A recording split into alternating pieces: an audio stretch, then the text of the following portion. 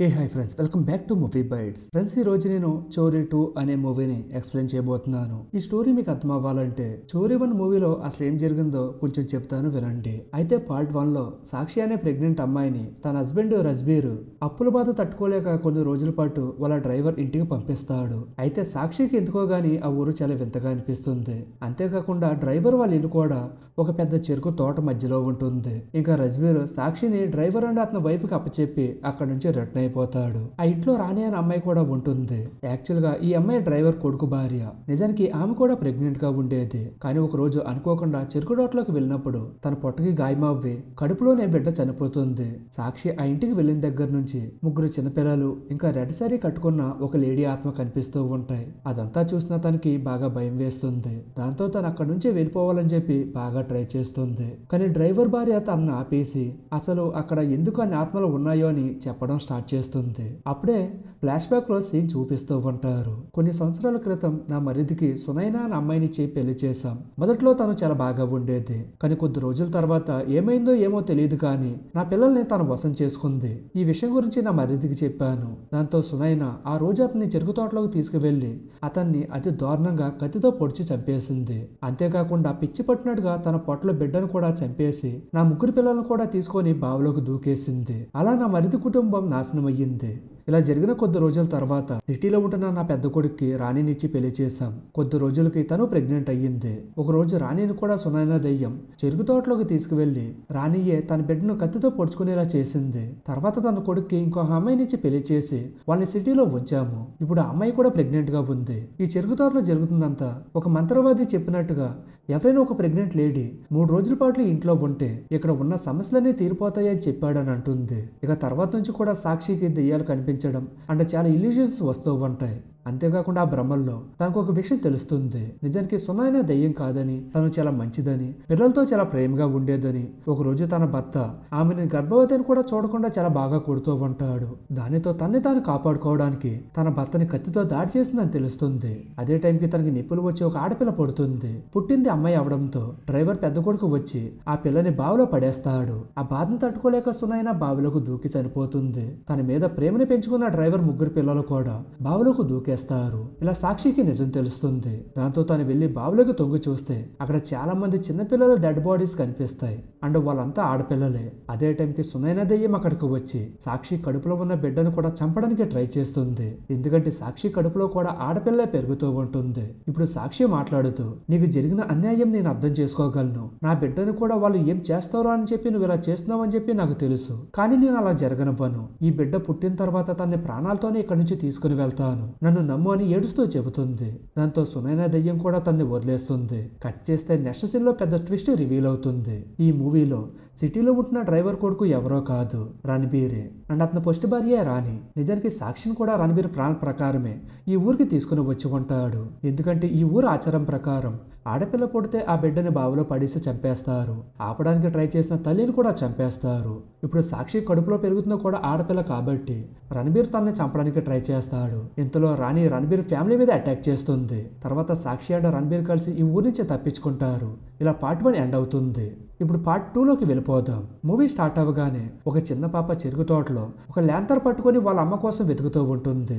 ఇంతలో వెనకాల నుంచి ఒక పిల్ల దయ్యం వచ్చి అమ్మ నేను పిలుస్తుందని బావి దగ్గరికి తీసుకుని వెళ్తుంది. అక్కడికి వెళ్ళగానే ఎవరో ఆ పాపని కాళ్ళకి చైన్స్ తో కట్టేసి బావిలోకి లాక్కుని వెళ్ళిపోతారు. ఈ సీన్ ఎక్కడితో కట్ అవ్వి నెక్స్ట్ సీన్ ఒక స్కూల్ దగ్గర స్టార్ట్ అవుతుంది. ఇక్కడ మన హీరోయిన్ సాక్షి స్కూల్ టీచర్ గా వర్క్ చేస్తూ ఉంటుంది. తన క్లాస్ అవ్వగానే ఒక పర్మిషన్ లెటర్ తీసుకుని ప్రిన్సిపల్ దగ్గరికి వెళ్తుంది. అది చూసిన ప్రిన్సిపల్ తనతో గొడవ పడుతూ ఇలా చేయడం నా వల్ల అసలు కాదని దాన్ని రిజెక్ట్ చేసేస్తాడు. కట్ చేస్తే ఇంకొక పక్క సాక్షి కూతురు ఏషాని చూపిస్తారు. తను ఇంట్లో చదువుకుంటూ ఉంటుంది. తనతో పాటు రాణి కూడా ఉంటుంది. ఇప్పుడు రాణి మాట్లాడుతూ, నాకు కిచెన్లో కొంచెం పని ఉంది, నేను వచ్చే వరకు నువ్వు ఇక్కడే ఉండాలని చెప్పి బయటికి వెళ్ళిపోతుంది. దాంతో ఈషా తన రూమ్లో ఒక కార్ బొమ్మతో ఆడుకుంటూ రూమ్లోని సన్లైట్ పడుతున్న ఏరియాలో తన హ్యాండ్ని పెట్టేస్తుంది. అంతే, ఒక్కసారిగా తన హ్యాండ్ మొత్తం కమిలిపోతుంది. ఫ్రెండ్స్ ఇక్కడే మనకి తన స్కిన్ సన్లైట్కి అసలు పడదని చెప్పి అర్థమవుతుంది. ఈ విషయం గురించి సాక్షి ప్రిన్సిపల్తో మాట్లాడుతూ ఈషా ఇంట్లోనే ఉండి ఎగ్జామ్స్ రాసేలా అరేంజ్ చేయమని చెప్పి అడుగుతుంది. కానీ ప్రిన్సిపల్ దానికి అసలు ఒప్పుకోడు. ఇంకా నెక్స్ట్ డే మార్నింగ్ సాక్షి ఈషా బాడీ ఫుల్గా కవర్ చేసి స్కూల్కి తీసుకుని వెళ్తుంది. తనని చూసిన ప్రిన్సిపల్ చాలా హ్యాపీగా ఫీల్ అవుతాడు. అదే రోజు నేటు సమర్ అనే పోలీస్ ఆఫీసర్ వాళ్ళ ఇంటికి వచ్చి ఆ ఫ్యామిలీ మెంబర్స్ అందరితో బాగా కలిసిపోయి కబుర్లు చెబుతూ ఈషాతో ఆడుకుంటూ ఉంటాడు. కొద్దిసేపు అయిన తర్వాత సాక్షి సమర్తో మాట్లాడుతూ తనకి చేసిన హెల్ప్కి థ్యాంక్స్ చెబుతుంది. ఇప్పుడే సీన్ ఫాస్ట్లోకి అంటే 7 సంవత్సరాల ముందుకు షిఫ్ట్ అవుతుంది. పార్ట్ 1లో రణవీర్ ఫ్యామిలీని చంపేసిన తర్వాత సాక్షి అండ్ రాణి కలిసి పోలీస్ స్టేషన్కి వెళ్ళి సమర్కి జరిగిందంతా చెప్పి అతన్ని తీసుకుని చెరుకు తోటకి వెళ్తుంది. కానీ అక్కడ ఎవరో ఉండరు. సరిగ్గా అదే టైంకి సాక్షికి పెయిన్స్ రావడం స్టార్ట్ అవుతాయి. దాంతో సమర్ ఆమెని తీసుకుని హాస్పిటల్కి వెళ్తాడు. అక్కడే తనకి ఈషా పుడుతుంది. అప్పటి నుంచి సమర్ వాళ్ళకి బాగా హెల్ప్ చేస్తూ ఉంటాడు. దాంతో సాక్షి అతనికి థ్యాంక్స్ చెబుతుంది. ఇంకొక పక్క ఈషా తన కారు బొమ్మతో ఆడుకుంటూ ఇల్లంతా తిరుగుతూ ఉంటుంది. అప్పుడే ఒక బ్లాక్ కలర్ దెయ్యం తన కళ్ళ ముందుకు వస్తుంది. దాన్ని చూసిన ఈషా భయపడుతూ కింద పడిపోతుంది. ఆ దెయ్యం మళ్ళీ తన ముందుకు వచ్చి ఈషా కళ్ళల్లోకి చూస్తూ తను హిప్నోటైజ్ చేసేస్తుంది. దాంతో ఈషా కళ్ళు బ్లాక్గా అయిపోతాయి. అలా తను ఇంటి నుంచి బయటికి వెళ్ళిపోతుంది. రాణి కూడా తను వెతుకుంటూ వెనకాలే వెళ్తుంది. ఇంతలో కొంతమంది గుర్తు తెలియని వ్యక్తులు ఒక కారులో వచ్చి ఈషా అండ్ రాణిని కిడ్నాప్ చేసి తీసుకుని వెళ్ళిపోతారు. ఇంటికి తిరిగి వచ్చిన సాక్షికి ఇంట్లో ఎవరూ కనిపించకపోవడంతో సమర్తో కలిసి ఈషా కోసం వెతుక్కుంటూ సీసీటీవీ ఫుటేజ్ చెక్ చేస్తుంది. అయితే ఈషాని తీసుకువెళ్లిన వాళ్ళలో ఒక అతన్ని చూసిన సాక్షి అతన్ని ఫ్లాష్ బ్యాక్ లో చెరుకు తోటలో చూసిన వాడిలా గుర్తించి సమర్ని తీసుకుని ఆ ప్లేస్ కు వెళ్తుంది. అక్కడికి వెళ్ళగానే ఆ ప్లేస్ లో కొంతమంది చిన్నపిల్లలు వీళ్ళకి కనిపించకుండా తిరుగుతూ ఉంటారు. ఇంకా సమర్ వాళ్ళు ఊరి మధ్యలో ఉన్న చెట్టు దగ్గరికి రాగానే ఈ చిన్నపిల్లలంతా కలిసి పోలీసులపైన రాళ్లతో దాడి చేస్తారు. అదే టైంకి సాక్షిని ఒక అతను కొట్టి తీసుకుని వెళ్ళిపోతాడు. కట్ చేస్తే వచ్చింది ఎవరో కాదు, పార్ట్ 1లో చనిపోయాడు అనుకుంటున్న తన భర్త రణవీరే. ఇంకా రణవీర్ అక్కడున్న పిల్లల సహాయంతో సాక్షిని బాగా కొట్టి స్పృహ కోల్పోయేలా చేసి తనని తీసుకుని ఒక ప్లేస్లోకి వెళ్తాడు. ఇంకొక పక్క సమర్ ఎక్స్ట్రా పోలీస్ ఫోర్స్ని తీసుకుని వద్దాం అనుకోని అక్కడి నుంచి వెళ్ళిపోతాడు. తను వెలగనే చెరుకు తోట మధ్యలో ఉన్న చెట్టు నుంచి ఒక దారిని చూపిస్తారు. అయితే ఇవే మరేదో కాదు, సాక్షిని దాచిపెట్టిన ప్లేసే. నిజానికి రణవీరు గ్రామానికి చెందిన వాళ్ళంతా కలిసి ఎవరికీ తెలియకుండా ఇలా చెరుకు తోట కింద ఒక సీక్రెట్ ప్లేస్ని ఏర్పాటు చేసుకొని అక్కడ నివసిస్తూ ఉంటారు. అయితే ఈ ఊరు ఆచారం ప్రకారం ఆడపిల్ల పుడితే వాళ్ళ దేవుడైన ప్రధాన్జీకి బలిస్తూ ఉంటారు. అయినా కానీ ప్రధాన్జీ చాలా వీక్గా ఉండడంతో ఇప్పుడు ఈషాని బలిస్తే కానీ అతని హెల్త్ సెట్ అవ్వదని దాసీమా అనే ఒక లేడీ చెబుతూ ఉంటుంది. తర్వాత దాసి ప్రజంది ఉన్న ఒక విండోను ఓపెన్ చేసి అతని పర్మిషన్ కూడా తీసుకుంటుంది. ఇంకా ఊరు వాళ్ళంతా కలిసి రాబోయే 3 రోజుల్లో ఈషాని ప్రధాన్జీకి బలిచ్చి తనని ఇన్ని రోజులు వాళ్ళకి దొరకందా చేసినందుకు గాను సాక్షిని కూడా తల నరికి చంపాలని చెప్పి డిసైడ్ చేసుకుంటారు. తర్వాత ఊరు వాళ్ళంతా కలిసి సాక్షిని ఒక చీకటి గదిలో బంధిస్తారు. ఇంకొక పక్క ఈషాని కూడా ఒక రూమ్ లో పెట్టి లాక్ చేసేస్తారు. ఇక్కడ ఈషాకి శాలిని అనే ఒక అమ్మాయి హెల్ప్ చేస్తూ తనకి ఫుడ్ ఇచ్చి తినమంటుంది, లేదంటే దాషిమా కోపడుతుందని చెబుతుంది. కట్ చేస్తే సాక్షికి మెలకువ వచ్చి ఆ రూమ్ నుంచి బయటకు రావడానికి ట్రై చేస్తుంది. అదే టైంకి దాసిమా అక్కడికి వచ్చి తన పవర్స్ని యూజ్ చేసి తనలో ఉన్న ఒక దయ్యాన్ని బయటికి తీసి సాక్షిని భయపెడుతుంది. ఫ్రెండ్స్, ఈ పాటికి అసలు ఈ దాసి ఎవరో అని చెప్పి మీకు డౌట్ వచ్చింది కదా. తను ఎవరో కాదు, ఈ ప్రధాన్జీ భార్య. అండ్ ఇప్పటివరకు మనం చూసిన బ్లాక్ దెయ్యం కూడా తన పవర్స్లో ఒక దెయ్యం. నెక్స్ట్ సీన్లో రణబీర్తో ఊరు పెద్ద మాట్లాడుతూ నీ కూతురికి ఎండలోకి వెళ్తే చర్మం దెబ్బతుంటుంది, అందరూ అది జబ్బు అనుకుంటున్నారు, కానీ అది తనకు ఒక వరం. ప్రజాంది తనని బలి చేసుకోకుండా ఆమెని పెళ్లి చేసుకుంటే ఆయన పవర్స్ ఇంకా పెరుగుతాయి.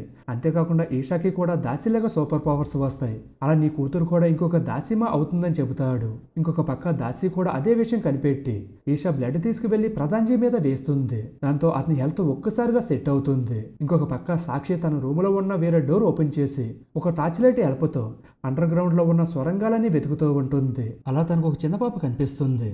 దాంతో సాక్షి తన వెనకాలే వెళ్తుంది. అదే టైంకి ఈషా ఉంటున్న రూమ్ డోర్ కూడా ఓపెన్లో ఉండడంతో ఇంకా అదే మంచి టైం అనుకోని ఈషా రూమ్ నుంచి పారిపోయి అమ్మా అమ్మ అంటూ బయటికి వెళ్ళి దారి కోసం వెతుకుతుంది. అయితే అలా వెళ్తున్న తనకి కొంతమంది చిన్నపిల్లలు కనిపించి అమ్మ పిలుస్తుందని తనని డైవర్ట్ చేస్తుంటారు. సాక్షికి కూడా ఈషాలాగా ఒక అమ్మాయి కనిపించి పరిగెత్తుకుంటూ వచ్చి తను హగ్ చేసుకుంటుంది. అక్కడ సన్లైట్ పడుతూ ఉండడంతో సాక్షి తనను ఆపుతుంది. కానీ ఆ పాప మాత్రం ఫాస్ట్గా వచ్చేసేసరికి తన స్కిన్ మొత్తం కమిలిపోయి ఉంటుంది. దాంతో సాక్షి తన ఫేస్ చూస్తుంది.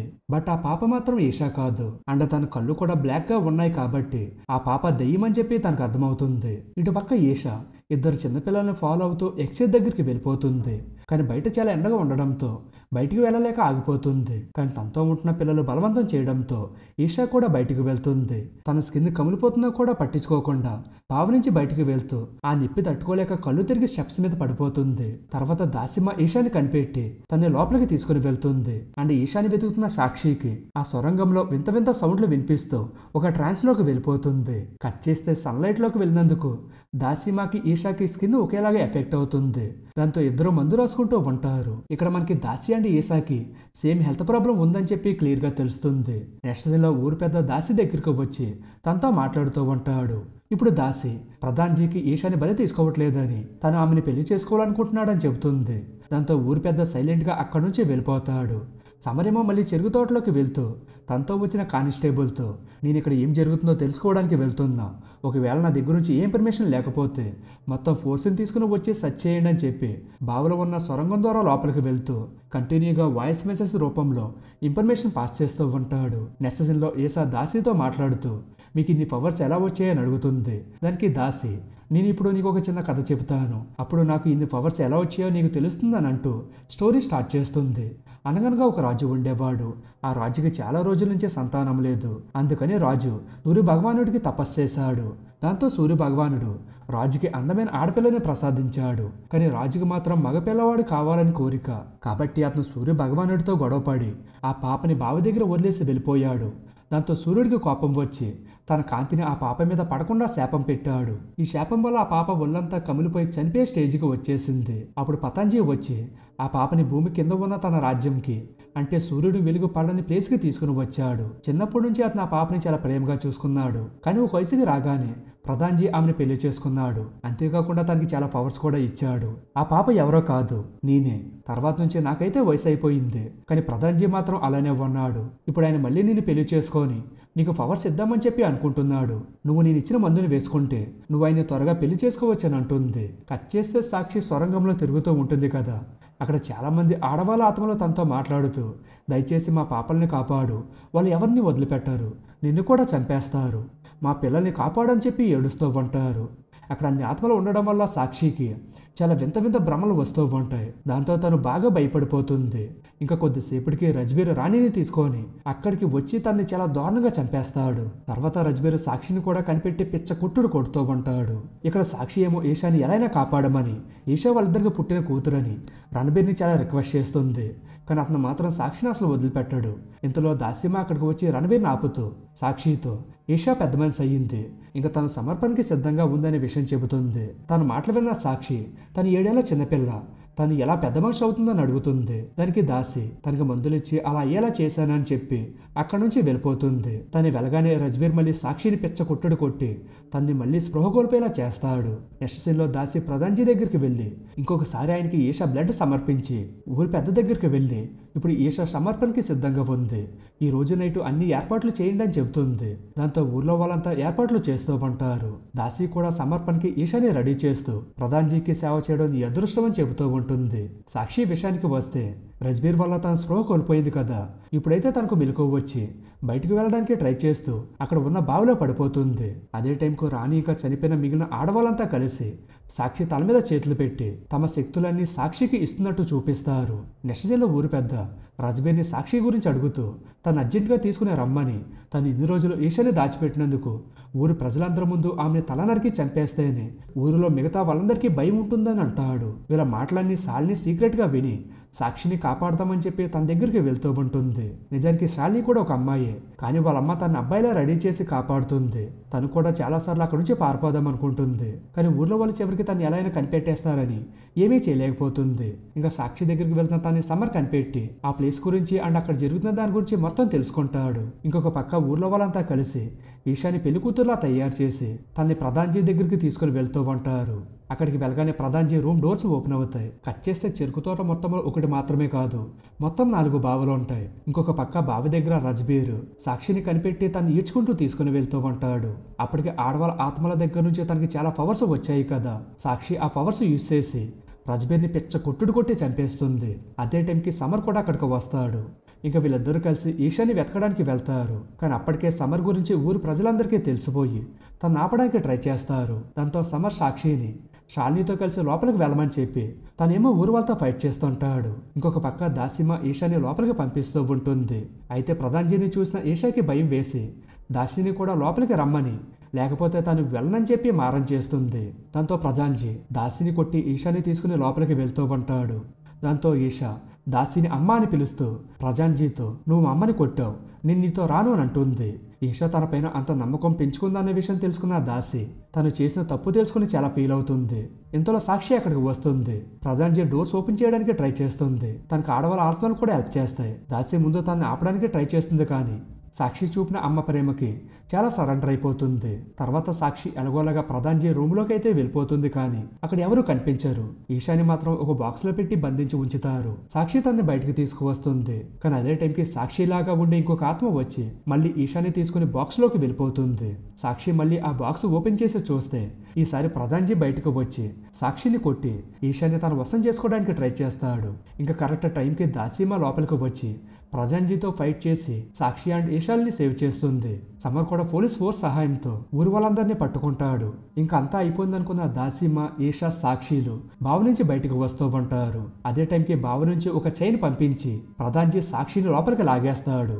అండ్ ఆ ప్లేస్ కూడా మొత్తం కూలిపోతూ ఉంటుంది. దాంతో సాక్షి మాట్లాడుతూ వీడిని ఇలానే వదిలేస్తే మళ్ళీ తిరిగి వస్తాడు, ఇక నుంచి ఈషాని జాగ్రత్తగా చూసుకునే బాధ్యత నీదే అని దాసీమకు చెబుతూ ప్రధాన్జీతో ఫైట్ చేయడానికి లోపలికి వెళ్తుంది. అలా ఈ మూవీ ఎండ్ అవుతుంది. అసలు ప్రధాన్జీ అంతం అయ్యాడా లేదా అనేది మనకు నెక్స్ట్ పార్ట్ లో చూపిస్తారేమో, వెయిట్ చేసి చూద్దాం. సో ఇది ఫ్రెండ్స్ ఇవాల్టి వీడియో. ఈ మూవీ పైన మీ ఒపీనియన్ ఏంటో కామెంట్ సెక్షన్ లో చెప్పండి. అండ్ అలాగే వీడియో కూడా మీకు నచ్చినట్టయితే లైక్ చేసి మీ ఫ్రెండ్స్ అండ్ ఫ్యామిలీస్ కూడా వీడియోని షేర్ చేయండి. మీరుగా మన ఛానల్ అయితే సబ్స్క్రైబ్ చేసుకోవడం అయితే మర్చిపోకండి ఫ్రెండ్స్. మరొక వీడియోతో మళ్ళీ కలుద్దాం. Thank you. జై హింద్.